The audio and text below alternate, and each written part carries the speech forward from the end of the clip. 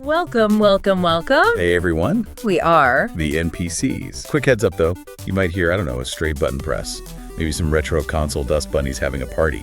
Yeah, we're still dialing in the optimal soundscapes. Sometimes glitches happen. Please bear with us. Think of it as charting environmental storytelling. Probably just my mechanical keyboard clicking away down here in Austin. Sorry, not sorry. And as always, a massive thanks to our producer and researcher extraordinaire, Guy, for digging into today's topic. Seriously, Guy always finds the best stuff. Top-tier insights. Today we're diving into a series that's, well, it's pretty unique.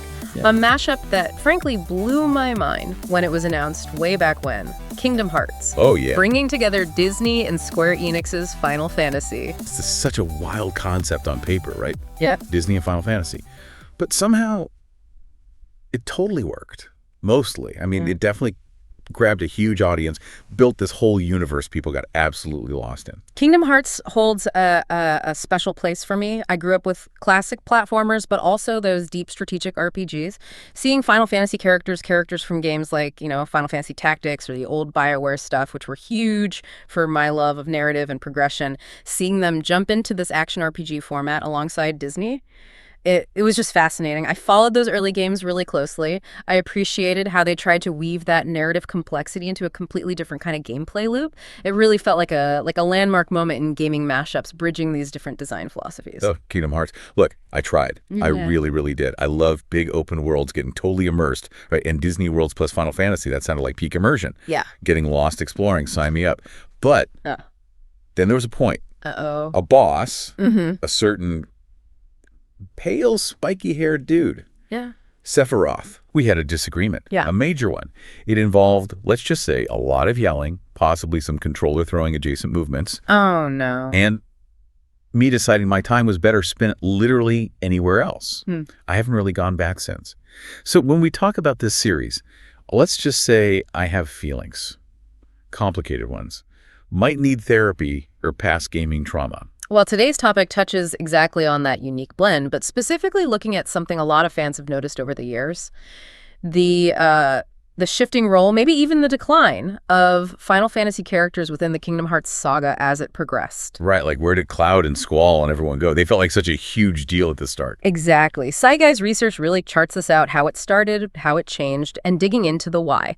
So let's get into it. Okay, so Guy's material kicks off by framing that initial relationship. It uses the word symbiotic, which is interesting. But it stresses that this wasn't just like a random creative idea. It was a strategic decision, a conscious effort to merge these two massive IPs. Right, not just, hey, let's throw Mickey and Cloud together and see what happens.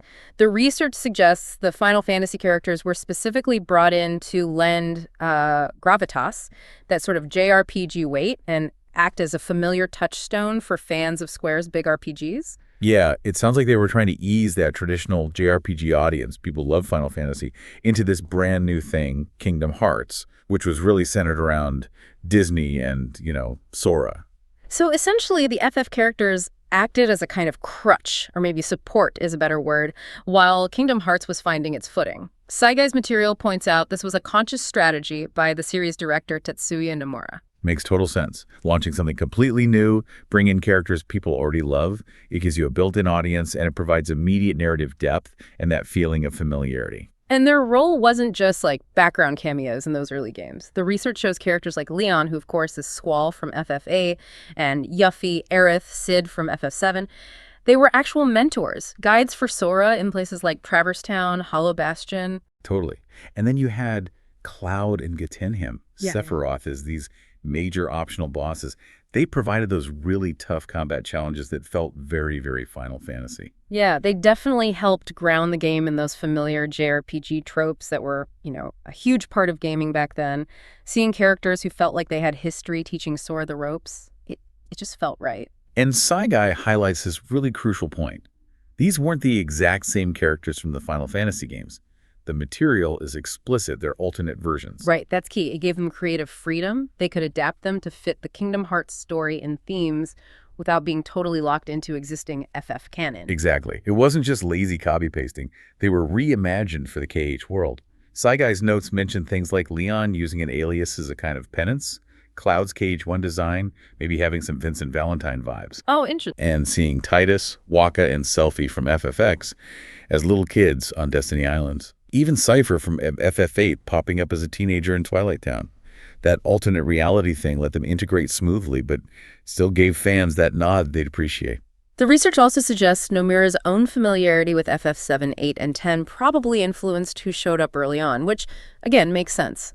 You draw on what you know best, especially when designing characters. Right, so chronologically. Kingdom Hearts 1 back in 2002. Characters like Leon, Yuffie, Aerith, Cid, Cloud, Sephiroth, Titus, Waka, Selphie, and Moogles. Always Moogles. They were absolutely integral part of the story, the world building, the gameplay. Then Kingdom Hearts. Chain of Memories in 2004 kept them around, though the context shifted. Sai's notes say they mostly appeared as, memory-based constructs inside Castle Oblivion. Right, memory versions. Yeah. So Leon, Yuffie, Aerith, Cid, Cloud, the Destiny Islands kids, they were still there reinforcing that connection to Sora's journey, just through manipulated memories. Yeah. And Moogles, of course. Still selling new stuff. Then came Kingdom Hearts 2 in 2005. And Sai's research really points to this one as the absolute peak. The zenith of Final Fantasy character integration. Not just numbers, but how significant their roles were. Oh, KH2 was huge for that.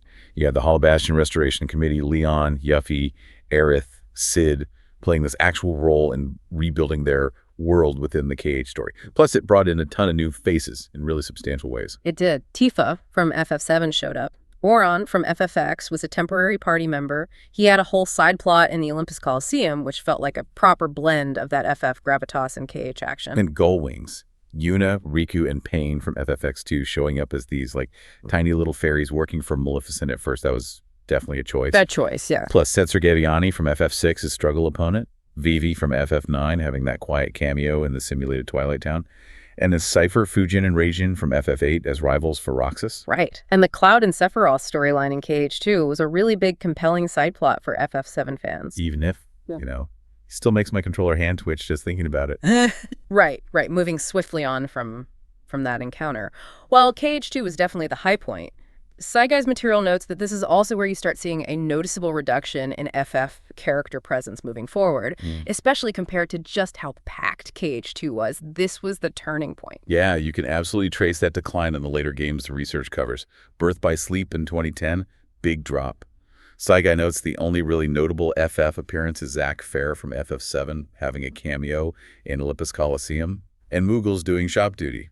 Compared to KH2, it's nothing in the main story. Then Dream Drop Distance in 2012, almost a complete absence. And Saigai's research highlights that instead, it introduced characters from The World Ends With You. Oh yeah, Beckham the gang. Exactly, which explicitly shifted that Square Enix representation away from just Final Fantasy. It suggested KH didn't need to rely only on FF for its Square Enix crossover flavor anymore. Then Kingdom Hearts 3 in 2019, the big finale for the Darkseeker saga, and basically no FF characters in the base game. Again, just the Moogles keeping shop. The Remind DLC did bring back Leon, Aerith, Yuffie, and Cid for brief appearances, but Saigai's material points out they felt more like fan service nods than, integral parts of the plot. That absence was definitely felt and talked about by fans. For sure. And Melody of Memory in 2020. Same trend. No FF characters in narrative or playable roles. Yeah. Although Saigai notes Sephiroth is mentioned as a secret boss, because of course he is. That guy just won't quit. But yeah, minimal direct involvement continues. So the big question, why the decline? Saigai's material digs into the official reasons and how the series evolved narratively. The main reason cited, according to Nomura himself, is basically that Kingdom Hearts grew up.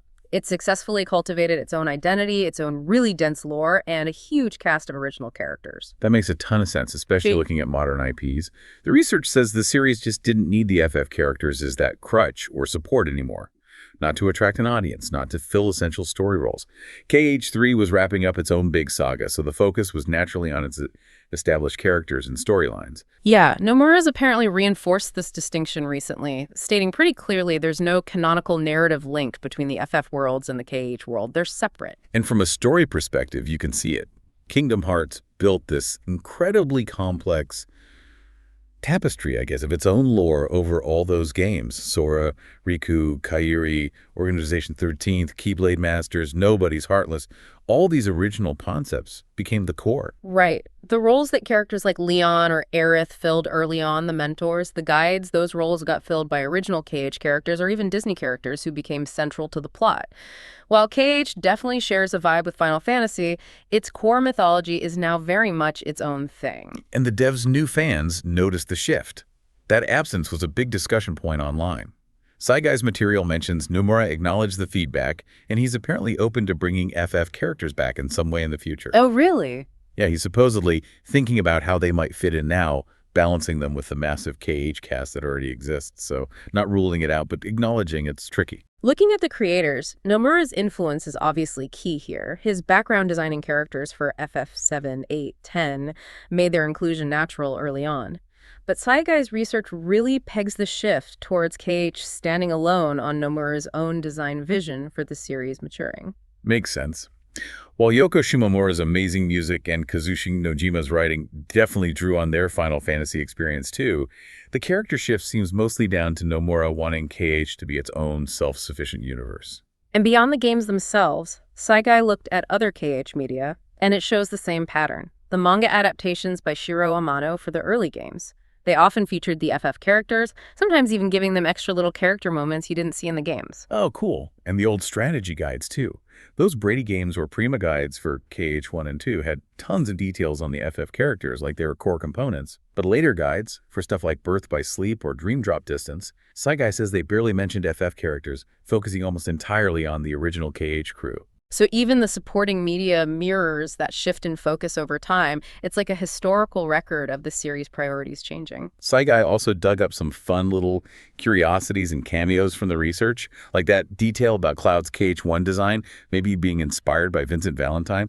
That totally fits his broody look in that game. Yeah, or Leon using the alias as a form of penance. Little bits of flavor that give those alternate versions some depth. The altered ages are always fun, too. Titus, Waka, Selphie as kids.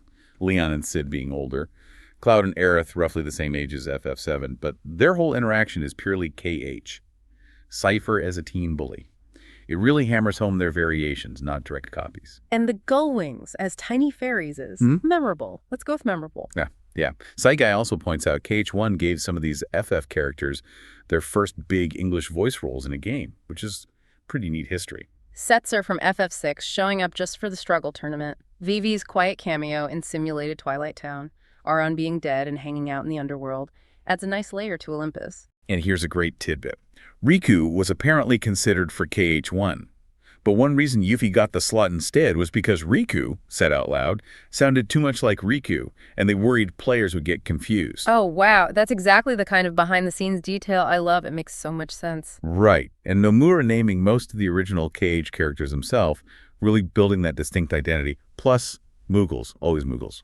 Kupo. Can't forget the Moogles. Saigai even notes little nods, like gummy ship designs in KH3 referencing FF summons or ships.